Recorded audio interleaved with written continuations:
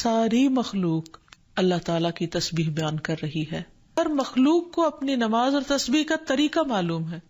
کس قدر دلچسپ اور خوبصورت بات ہے کہ پرندہ ہو یا چیونٹی ہو یا کوئی بڑے سے بڑا جانور ہو یا ستارہ اور سیارہ ہو، ہر ایک کو تسبیح بھی معلوم ہے، یعنی اللہ کا ذکر کیسے کرنا ہے، اور یہ بھی معلوم ہے کہ اس کا کام کیا ہے، وہ کیوں پیدا کیا گیا ہے. تو اس میں حیرت کی بات یہ ہے کہ اگر ساری مخلوق یہ جانتی ہے تو پھر انسان کا انجان بننا اس کے لیے کس قدر خطرناک ہے. اللہ تعالیٰ نے سب کچھ انسان کے لیے پیدا کیا اور وہ ساری چیزیں انسان کی خدمت میں خوب لگی ہوئی ہیں، لیکن انسان کو جس کے لیے پیدا کیا گیا، انسان اس مقصد کو بھول گیا اور اپنے رب سے غافل ہو گیا. تو اس لیے اگر ہم تسبیح نہیں کریں گے تو ہم ساری کائنات سے الگ ہو جائیں گے. وہ سب تو اللہ کے وفادار، فرما بردار، تسبیح گزار، اور ہم اللہ سے غافل. یہ دل کیسے گوارا کر سکتا ہے؟ اس لیے زیادہ سے زیادہ اللہ سبحانہ و تعالیٰ کی تسبیح کرنی چاہیے.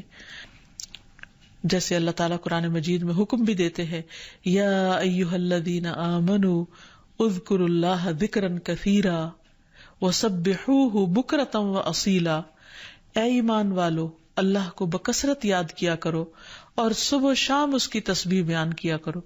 یعنی انسان کو خاص طور پر صبح اور شام کے اوقات میں تسبیح کرنی چاہیے، جس کی تفصیل احادیث میں ہمیں ملتی ہے.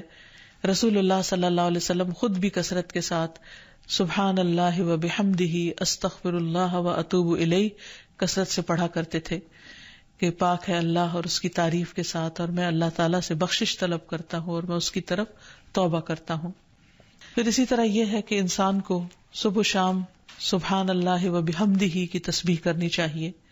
جو ایسا کرے اس کے تمام گناہ معاف کر دیے جاتے ہیں، خاص سمندر کی جھاگ برابر ہی کیوں نہ ہو. پھر خصوصاً فجر کے بعد انسان 3 بار یہ کلمات پڑھے، سبحان اللہ و بحمدہ عدد خلقہ و رضا نفسہ و زنۃ عرشہ و مداد کلماتہ. اللہ کی تعریف اور اسی کی پاکی ہے، اس کی مخلوق کی تعداد کے برابر، اس کی رضا اور اس کے عرش کے وزن اور اس کے کلمات کی سیاہی کے برابر.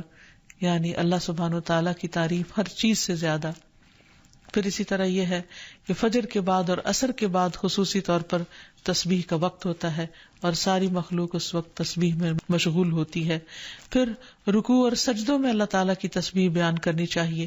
نماز کے بعد تسبیحات فاطمہ پڑھنی چاہیے.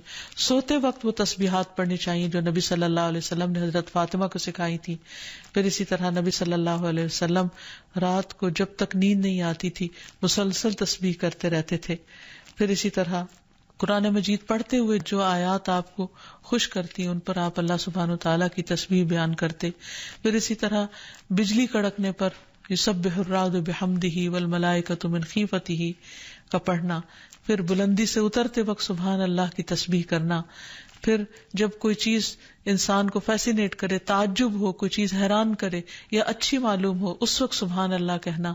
یہ تمام چیزیں سنت سے ثابت ہیں. تسبیح کے لیے جو الفاظ استعمال ہوتے ہیں اس میں سبحان اللہ و بحمدہ، سبحان ربی الاعلی، سبحان ربی العظیم، یہ تمام کلمات جو ہیں یہ تسبیح کے ہیں.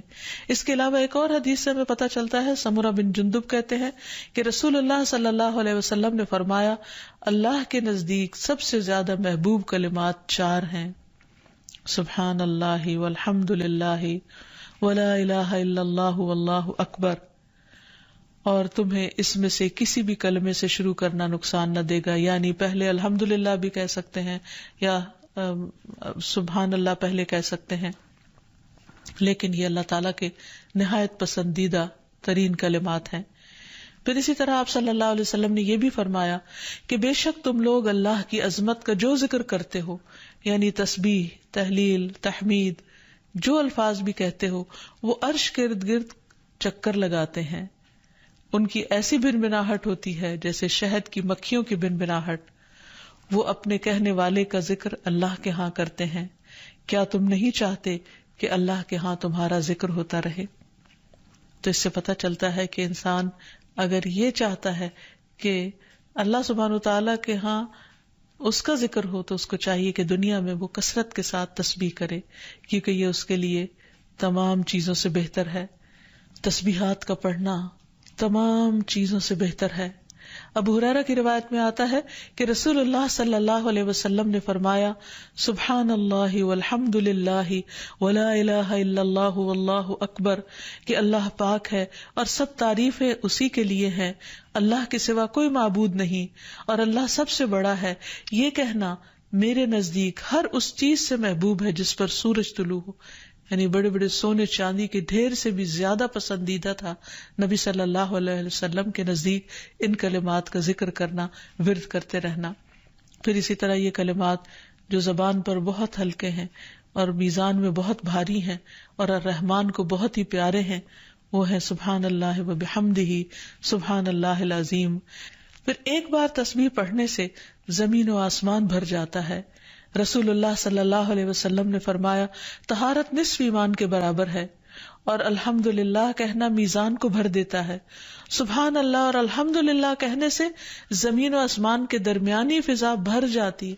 یعنی کتنا فاصلہ ہے زمین و آسمان کے بیچ کا، لیکن انسان کیا اس کے لیے بھی اس کو کچھ مشکل ہے کہ اللہ سبحانہ و تعالیٰ کی محبت کے ساتھ پاکی بیان کرے اور تسبیح کرے، جس کا ریوارڈ اتنا بڑا ہے اس کے لیے.